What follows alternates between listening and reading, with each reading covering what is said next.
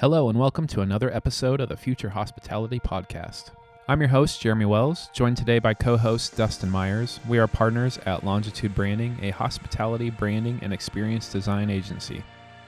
At Future Hospitality, our goal is to interview the brightest minds in the industry, gathering insights, ideas, and inspiration to share with you. Today, we are joined by Bashar Wali, president at Provenance Hotels and a leading voice in the hospitality industry. We'll discuss Bashar's recent announcement of his departure from Provenance Hotels, how the industry has been impacted by COVID-19, and how he believes hospitality needs to evolve moving forward. Let's go ahead and jump in.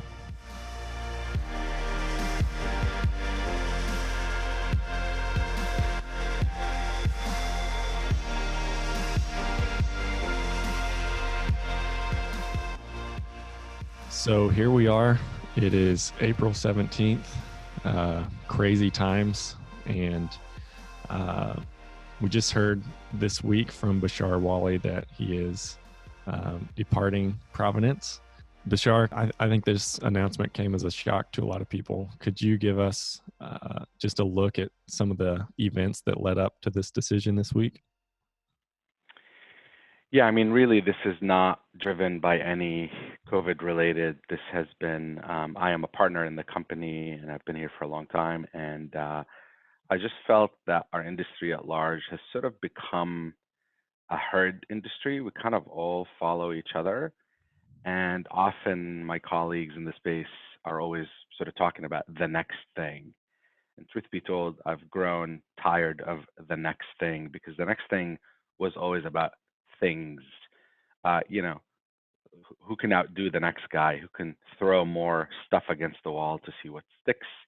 And it became sort of the race for shock and awe and the race to outdo the next guy and keeping up with the Joneses, as it were. And it sort of became, in my mind, and I don't mean to sound sort of righteous here, but it became somewhat empty and shallow.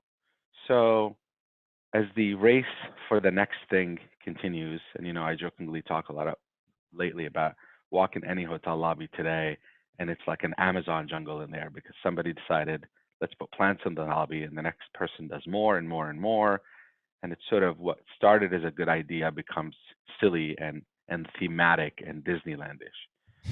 So I've often, in my mind at least, and with close friends, talked about, you know what? Forget the other thing, forget the next thing. I want to go look for the other thing. I want to sort of break from the herd because, look, as I think you guys know, and I've talked about this repeatedly, I have the badge of stupidity or badge of honor for someone who never stays in any hotel room more than once or one night, and 99% of the time in hotels, right? So I've kind of seen it all, and I tell people like if I'm in New York 3 nights and I move around 3 times, which is what I do always to 3 different hotels. By the third day, if you take the signs off of any of those hotels, shuffle them up and stick them back on the buildings, it's all the same. It truly has become all the same because we all follow each other.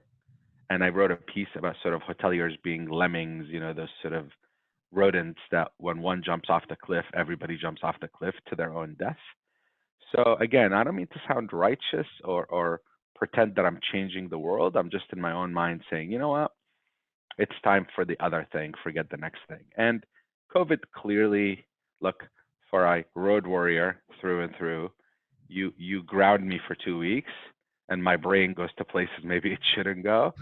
So part of the beauty of having been locked in has really given me time to reflect. And reflection is a very sometimes dangerous thing because people at midlife crisis grow ponytails and buy Corvettes. Thankfully, my infatuation is my industry, and if I were to have midlife crisis, it's going to be industry focused. So my quest is to look for the other thing, come up with the other thing, and I've often preached humanity. Again, humanity is too big a word, and I'm trying to not sound righteous again here. I'm not a saint. I'm not saving the world. I'm not curing cancer. I'm not curing COVID. At the end of the day, we're providing, shelter, a room, and a shower for someone. So I've always talked about humans being at the center of everything we do. And I think we as an industry have strayed away from that severely. And I think in a post-corona world, the word that I am preaching today and will continue to preach is kindness. I believe kindness must be at the center of everything we do.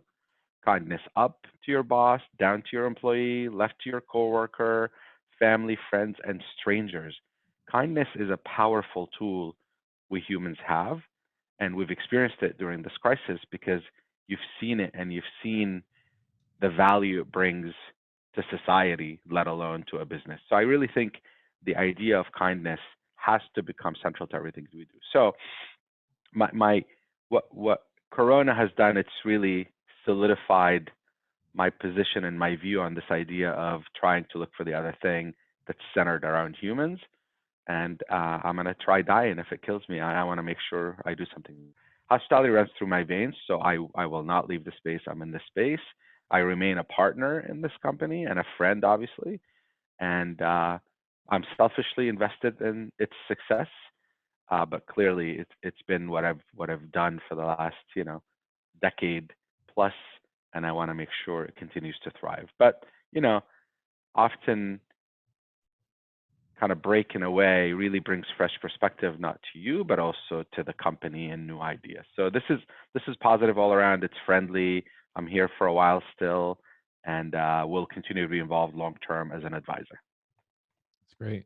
Yeah, I think a lot of people were kind of afraid of, I saw even on LinkedIn a couple people posting as if you were leaving the industry entirely. And No, so, no. yeah, I'm good to, I'm or I'm glad to hear that you're not. I'm too dumb to do anything else. This is all I know.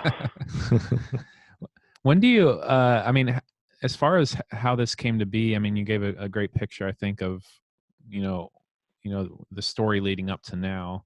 And obviously there's a lot that plays into that, but when do you think, I guess, began the slow, you know, I guess, erosion of the industry wide, as you call it, like, hoteliers and hotels are kind of lemmings, like following the Joneses. These are some of the words you were using. Like, when do you think that began? I mean, was it back in like the 80s and 90s, or was it even before that, or more recently? Or No, what it's do you it's think that? it's more recently. I mean, we've had some incredible pioneers in the industry, right? I mean, we've had obviously Ian Schrager, we've had Bill Kimpton, we've had Alex Calderwood, we've had some incredible change agents that truly turned the model upside down. I think prosperity often brings these kinds of things to bear. If I were to sort of loosely articulate a period when we started seeing this sort of notion of everything looking the same, it really began, I would think, after the last cycle, after the '08, '09 cycle, Mhm. when prosperity started to prevail. People were traveling more, needing more hotel. I'd sort of throw it into the category of the minute we started quote unquote dumping supply into the market is when craft went away and mass production came in. That's how I sort of describe it. Because remember, Alex Calderwood, when he did the Ace in Seattle, his first Ace, and then the Ace in Portland, I mean, that was blood, sweat, and tears. That wasn't an idea that he had one night over a drink and the next day went and executed it. It was a long time in the making. It was a way of life for him. It's how he and his friends lived, and they wanted a place to hang out. So there was a lot of thought put into it. It wasn't just a, oh, I have money, let's go build a hotel, and built it. So this whole idea of dumping supply in the market is when craft goes away and mass production, the assembly line, as it were. Imagine this as sort of an assembly line, and every person working on that car is a person with their own ideas, but at the end of the day, it's the same car. Innovation went away. Now, again, look, I'm generalizing a lot. There's been a lot of innovation, but I feel that the majority of the work we've done has been sort of assembly line and mass production. And not to say, like we talk a lot about the idea of bringing the outside in and doing localized things. I mean, everybody now does the same exact thing. So when it becomes a table stake, it loses its specialness. Like imagine going to a restaurant now that says we're farm to table. I assume you're farm to table. That doesn't get you any credit. And again, to use a more severe example, imagine a hotel that says we have Wi-Fi or we have flat screen TV, as they used to brag about back in the day. For a moment, that was a novelty. Then it became an expectation and a table stake. So we are doing quote unquote innovative things, but I think those have seen their days, and it's time to think about things differently. And thinking about things differently isn't always about doing more. More is not always more. Sometimes more is less, and maybe focusing on the things that matter, on the core of our business, which is hospitality. And I've often debated and argued that we are not in the service business. Service is what you deliver. And I use this example a lot. I go to get my car oil changed. Well, they're in the service business. My dentist is in the service business. They provide a service. A service to me is something prescribed. And of course, hotels have to deliver service, but they could do that on a checklist. A robot can do it, for the lack of a better term. Hospitality, in my opinion, is how you make people feel. And until we can make robots read and understand human emotions and have emotional intelligence, you cannot make me feel. Certainly, walking into a beautiful hotel with art and plants and blah, blah, blah, blah is part of a feeling I get. But at the end of the day, how I am made to feel is usually, not usually, always a product of my human interactions. Yeah. Yeah, I think that, kind of as you're alluding, it seems like the hospitality industry at large seems to have almost forgotten its roots. And I like the differentiation you make of, service and hospitality. I've heard before, hospitality is more of a mindset and service is an action. And Exactly.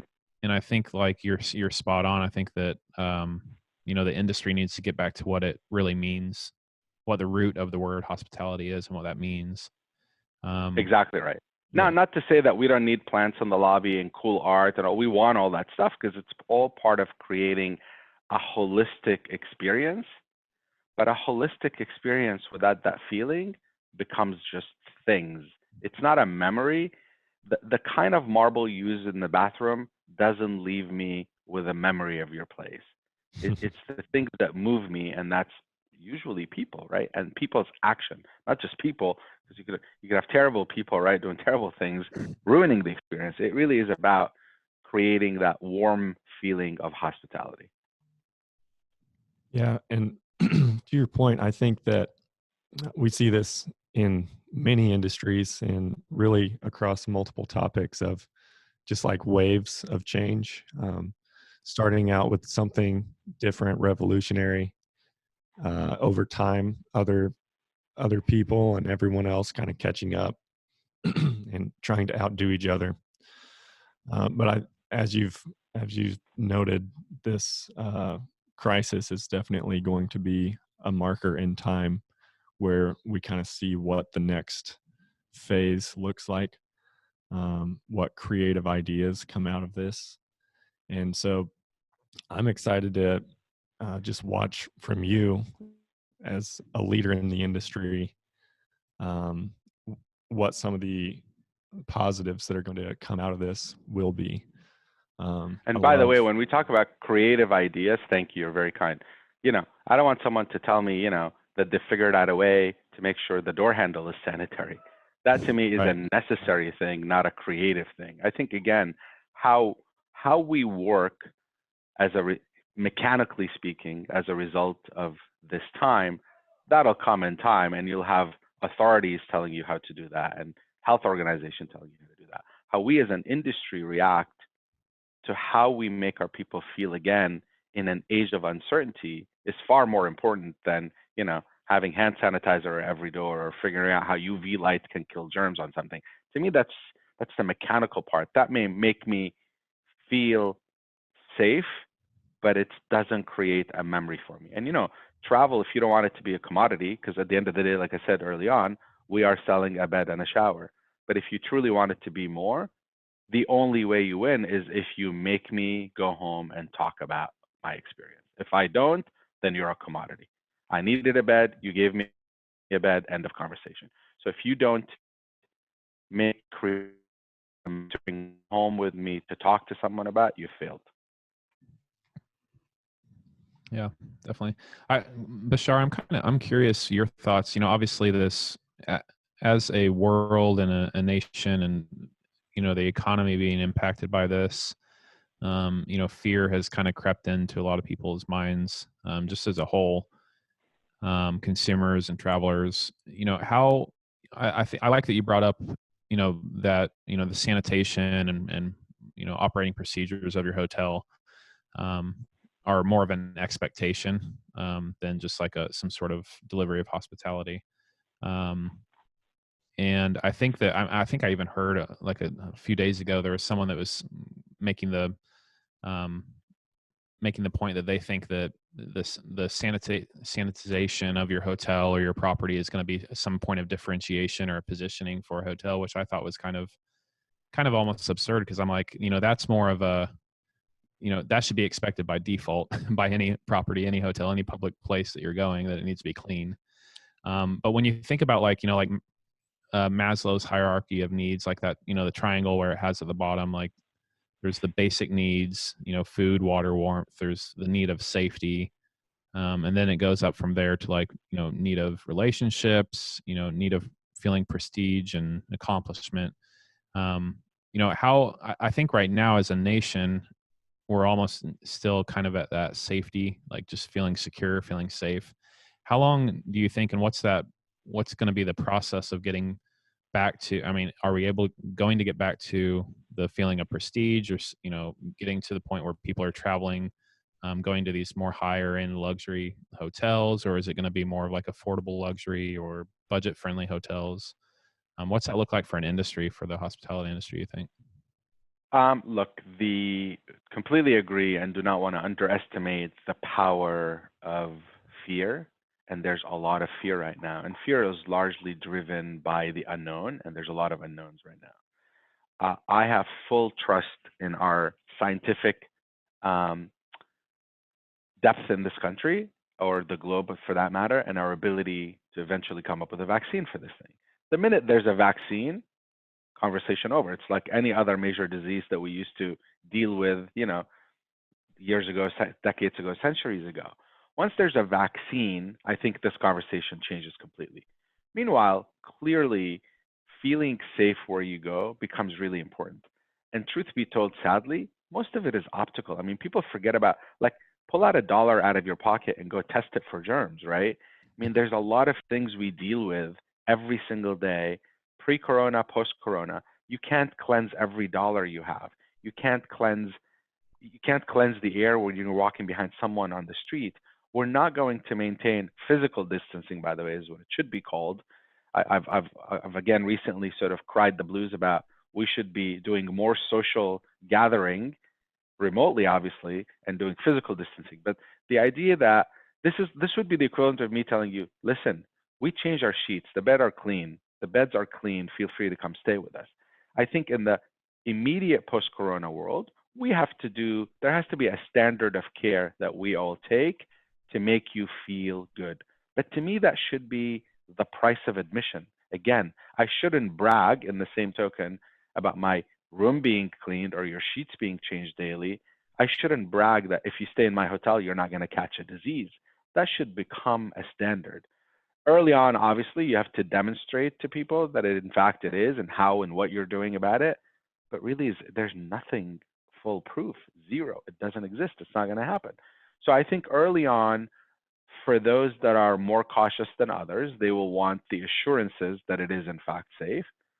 But for others, it may not matter, right? It may be like, and I'm kind of one of those, like, I'll take a flight today if I had to. I mean, I don't have to. I'm not going to take unnecessary risk. But if I have to take a flight, I'll take a flight.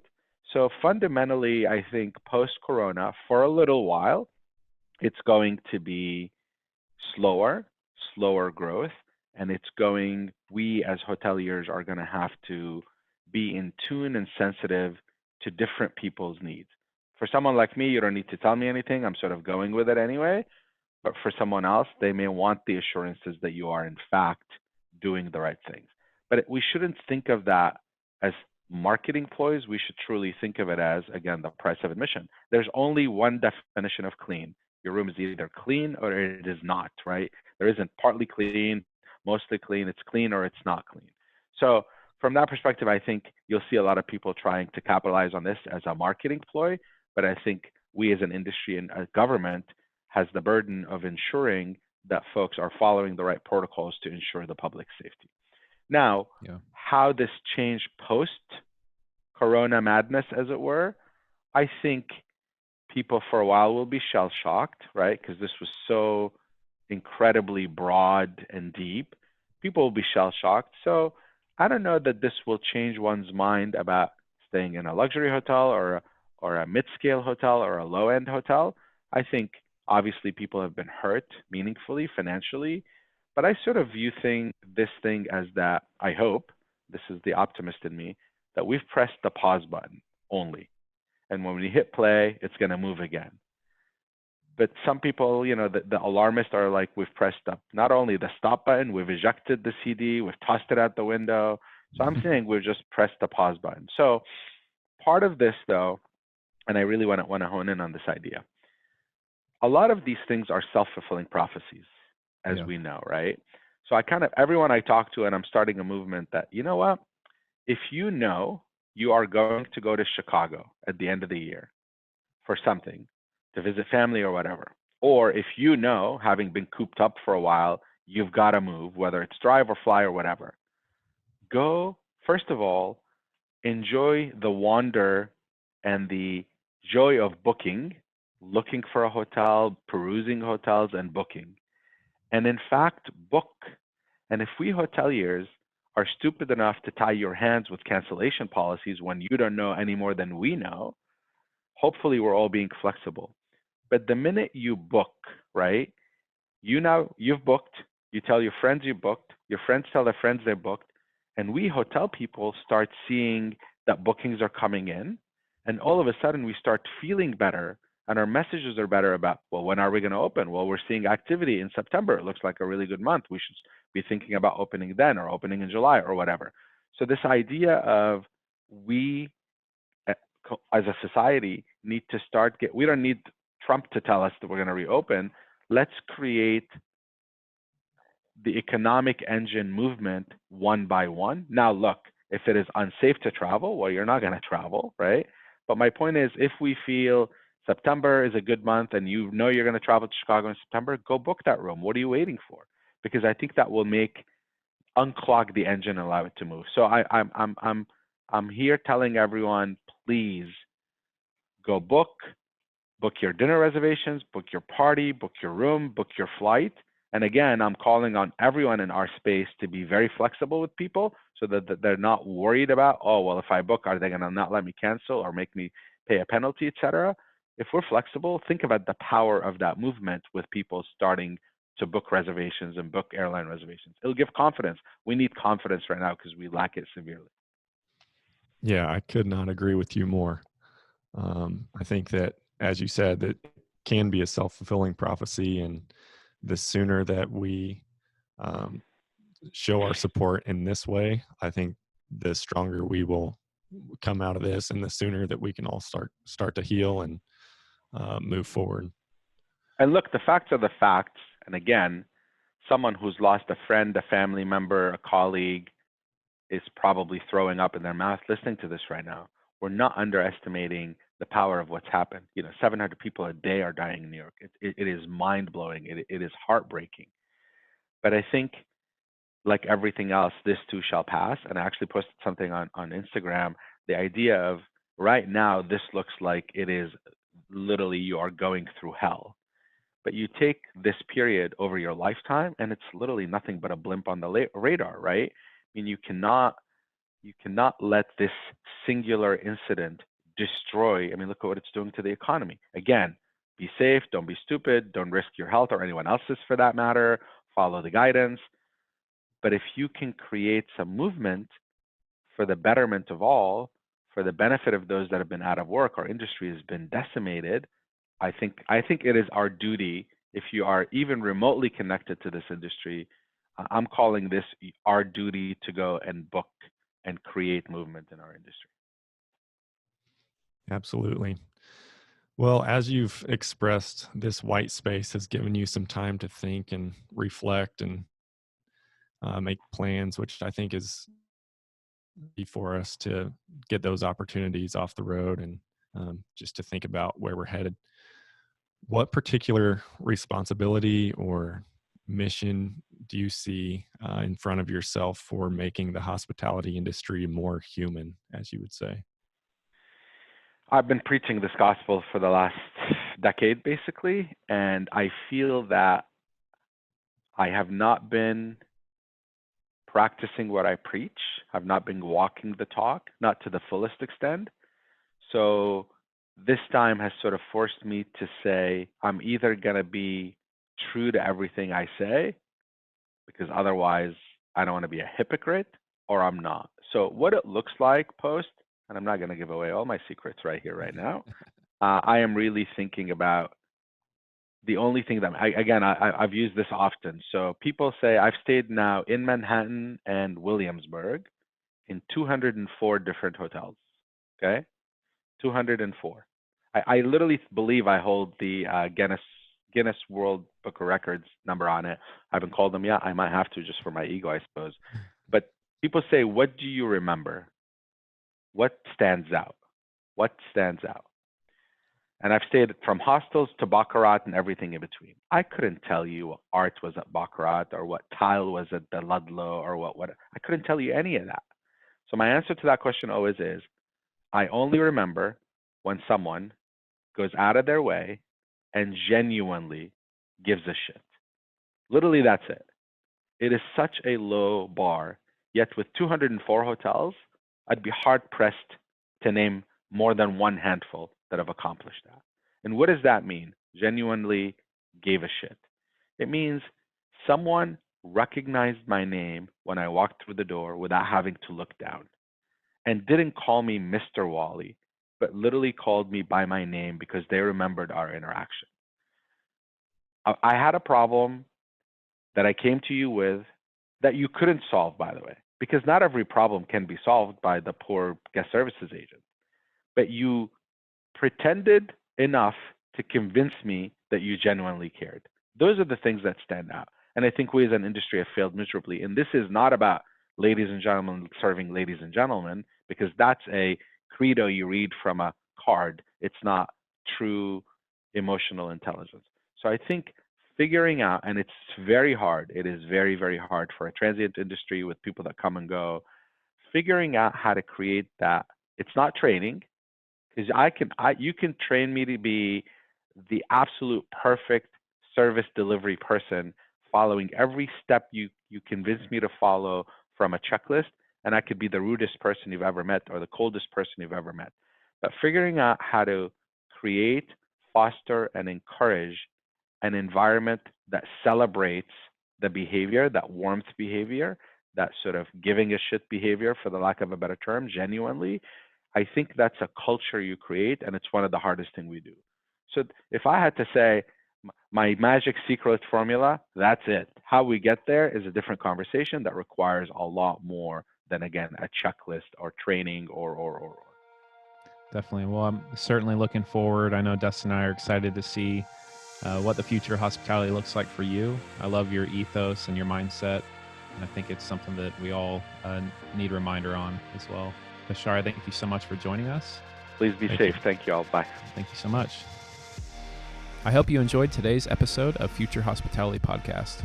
If you enjoyed today's topic and episode, please leave us a review. You can also find us on Instagram at Future Hospitality and on Facebook by searching for Future Hospitality.